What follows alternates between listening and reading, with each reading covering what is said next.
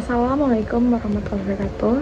Halo everyone, saya Dihan Mutiara Fendi dengan NIM 110122004885 dari kelas 5M Manajemen.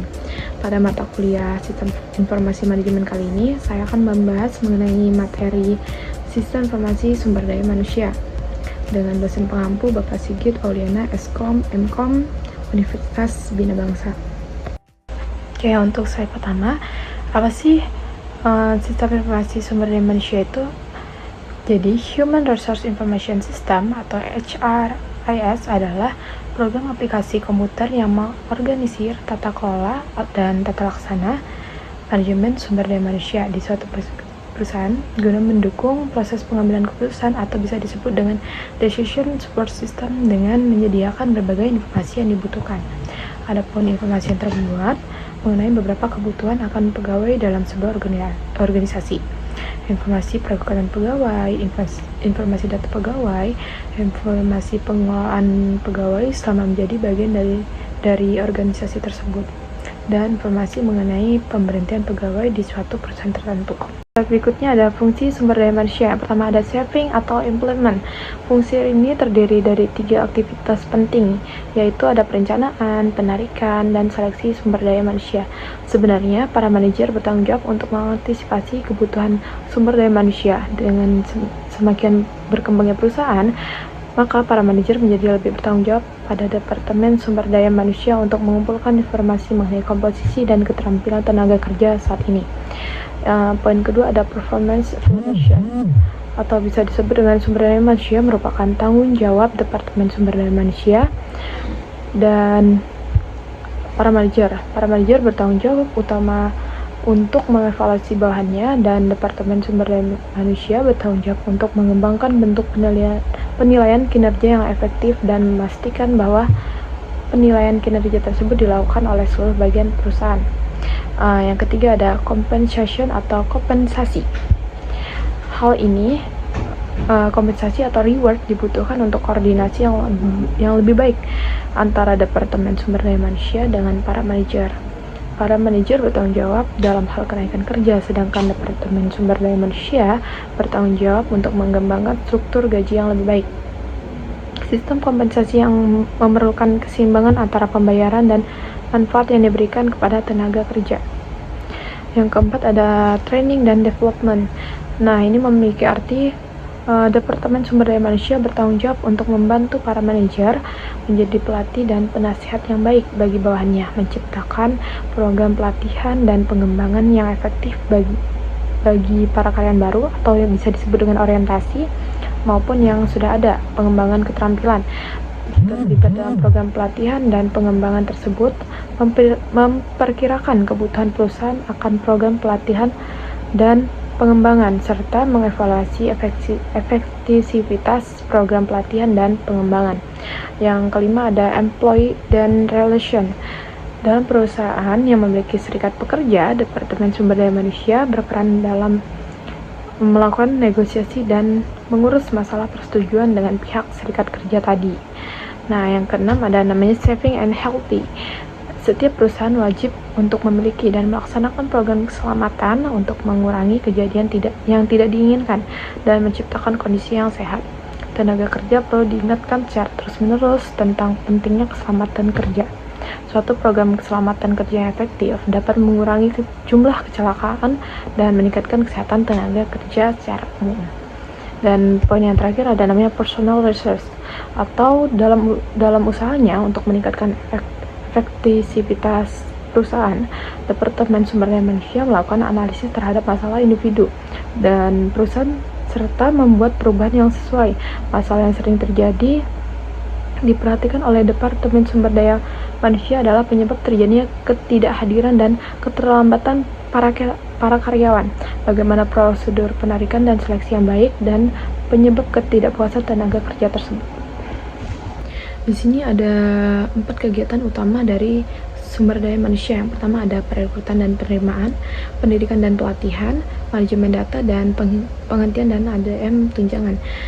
Perekrutan dan penerimaan sendiri. Rekrutmen adalah proses mencari, menemukan, mengajak, dan menetapkan sejumlah orang dalam maupun luar perusahaan sebagai calon tenaga kerja dengan karakteristik tertentu seperti yang telah ditetapkan dalam perencanaan sumber daya manusia. Yang kedua ada pendidikan dan pelatihan.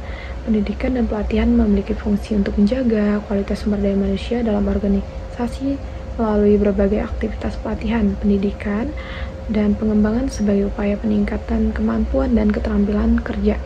Aktivitas ini dapat dilakukan secara internal maupun eksternal. Yang ketiga ada manajemen data. Manajemen data adalah suatu kegiatan pengelolaan data yang berhubungan dengan pegawai dan memproses data tersebut sehingga data tersebut dapat digunakan sebagai sumber informasi untuk memenuhi kebutuhan informasi bagi semua yang membutuhkan. Yang terakhir, penghentian dan ADM tunjangan. Kegiatan penghentian ini berfungsi untuk mengelola seluruh tindakan pemutusan hubungan kerja dalam organisasi yang disebabkan oleh banyak hal seperti habisnya masa kontrak, pensiun, meninggal, ataupun kegiatan suatu kesalahan yang menyebabkan seorang pegawai harus berhenti atau diberhentikan. ADM tunjangan suatu kegiatan di dalam perusahaan yang bertugas untuk mengelola tunjangan-tunjangan yang harus diberikan kepada pegawai yang masih bekerja maupun pensiun. Slide berikutnya ada namanya arus sumber daya personil. Di sini ada bentuk tabelnya. Saya jelaskan saja secara singkat. Baik, perusahaan yang membutuhkan pegawai terlebih dahulu melakukan kegiatan perekrutan terhadap calon pegawai sesuai dengan keahlian dan kemampuan telah ditentukan oleh perusahaan tersebut. Jadi, calon pegawai yang memenuhi syarat tadi kemudian diterima menjadi pegawai perusahaan. Pegawai yang telah bekerja diberikan diklat berupa pendidikan dan pelatihan oleh perusahaan untuk meningkatkan kualitas. Kemudian, perusahaan melakukan kegiatan penghentian terhadap pegawai yang telah habis masa kontraknya, ataupun bisa disebut sebagai pensiun. Perusahaan memberikan tunjangan kepada pegawai yang masih bekerja maupun yang telah pensiun tadi. Semua kegiatan tersebut dikelola oleh suatu manajemen data yang ada di dalam perusahaan tersebut. Oke, slide berikutnya ada namanya model sistem informasi sumber daya manusia. Di sini ada bentuk gambar tabelnya juga. Saya jelaskan saja secara singkat. Jadi sistem informasi sumber daya manusia memperoleh data-data dari berbagai sumber. Data-data yang masuk berasal dari sumber internal yang berisi sistem informasi akuntansi dan sistem penelitian SDM. Dan sumber eksternal ini berisi mengenai subsistem intelijen SDM. Kemudian data dimasukkan dalam suatu database yang nantinya akan dikelola menjadi sebuah informasi yang lebih bermanfaat. Informasi yang telah dihasilkan kemudian dimanfaatkan oleh subsistem angkatan kerja, subsistem perekrutan, subsistem manajemen angkatan kerja, subsistem kompensasi, subsistem tunjangan, dan subsistem pelaporan lingkungan untuk disalurkan atau diberikan kepada para pemakai yang membutuhkan informasi tersebut. Di slide berikutnya ada komponen sumber daya manusia. Di sini ada 3. Yang pertama ada subsistem input, yang kedua ada database sistem informasi atau SDM atau disebut dengan SISDM, dan yang terakhir ada subsistem output. Di subsistem input itu ada meliputi pertama sistem informasi data personil, adalah menyediakan data personil bagi sistem informasi sumber daya manusia sehingga database berisi gambaran yang lengkap dari sumber daya personil yang berupa dan keuangan relatif lebih permanen seperti nama pegawai, jenis kelamin, tanggal lahir, pendidikan, dan jumlah tanggungan. Yang kedua ada subsistem penelitian sumber daya manusia, mengumpulkan data melalui proyek penelitian khusus, contohnya penelitian suksesi, analisis dan evaluasi jabatan, dan penelitian keluhan. Yang ketiga ada subsistem intelijen sumber daya manusia. Hal ini mengumpulkan data berhubungan dengan sumber daya manusia tadi atau SDM dari lingkungan perusahaan. Elemen lingkungan yang menyediakan data ini meliputi pemerintah, pemasok, tenaga kerja, masyarakat global, dan sebagainya. Untuk yang bagian kedua, database sistem informasi SDM atau singkat dengan SISDM meliputi yang pertama ada isi database. Nah, isinya apa aja sih? Isinya data pegawai seperti tanggal lahir, nama, departemen, jabatan, tingkat pendidikan, dan lain-lain. Data non pegawai yang mengidentifikasi data dan menjelaskan organisasi di lingkungan perusahaan seperti agen tenaga kerja, akademis, universitas serikat kerja, dan pemerintah sekitar. Yang kedua ada lokasi database sistem informasi sumber daya manusia. Sebagai database sistem informasi sumber daya manusia ditempatkan pada komputer sentral perusahaan, tetapi database yang lain bisa berada di divisi khusus seperti pada divisi operasi lain dan luar pusat pelayanan. Yang ketiga, ada namanya perangkat lunak manajemen database. Perangkat lunak yang digunakan dalam mengelola database sistem informasi sumber daya manusia perusahaan contohnya IMS, Focus, The Best, dan lain-lain. Yang ketiga, yang terakhir adalah subsistem output. Itu meliputi 5. Yang pertama ada subsistem angkatan kerja.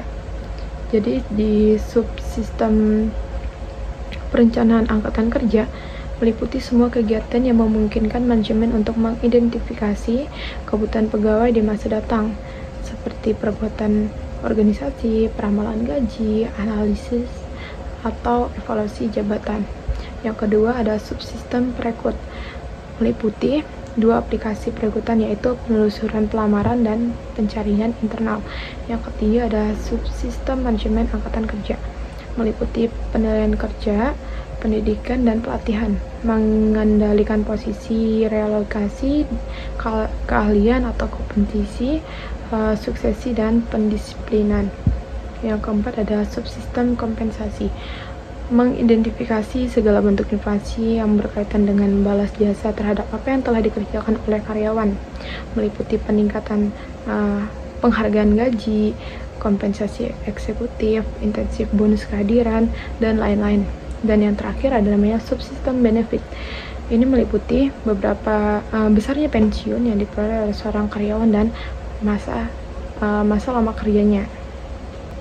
Jadi kesimpulan dari materi yang sedang saya paparkan tadi adalah sistem informasi sumber daya manusia adalah sebuah sistem yang mendukung proses pengembalian keputusan dengan menyediakan berbagai informasi yang diperlukan. Informasi yang disediakan merupakan berbagai informasi mengenai pengawasan dalam sebuah organisasi atau perusahaan.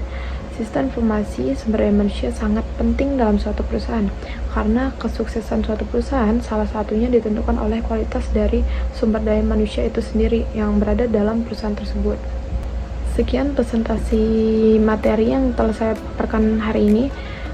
Kurang lebihnya saya mohon maaf. Saya akhiri. Wassalamualaikum warahmatullahi wabarakatuh.